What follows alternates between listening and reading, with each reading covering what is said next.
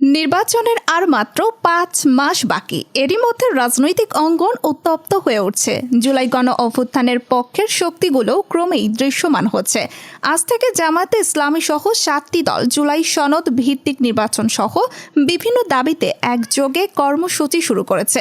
ফলে রাজনৈতিক মহলে প্রশ্ন উঠেছে, দেশ কি নতুন মেরুকরণের পথে? বিশ্লেষকদের মতে এই কর্মসূচি বিএনপিকে চাপের মুখে ফেলার একটি কৌশলও হতে পারে। তবে সংকট এড়াতে অভ্যুত্থানপন্থী দলগুলোকে আলোচনার টেবিলে বসতে হবে। সংযম না দেখালে পরিস্থিতি আরও জটিল হতে পারে, যার সুযোগ নেবে বিরোধী পক্ষ। বিএনপির স্থায়ী কমিটির সদস্য সালাউদ্দিন আহমেদ বলেন, জাতীয় ঐক্যমত কমিশনের সঙ্গে আলোচনা চলমান। আলোচনার আগেই আন্দোলনের ডাক দেওয়া অযৌক্তিক। জনগণ স্থির করবে কে টিকে থাকবে।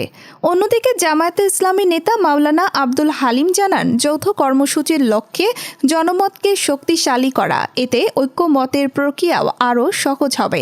ঢাকা বিশ্ববিদ্যালয়ের রাষ্ট্রবিজ্ঞান বিভাগের অধ্যাপক ডক্টর সাব্বির আহমেদ মনে করেন, সাম্প্রতিক ছাত্র সংসদ নির্বাচনে ইসলামী দলগুলোর উত্থান আসলে বড় দলগুলোর প্রতি বার্তা।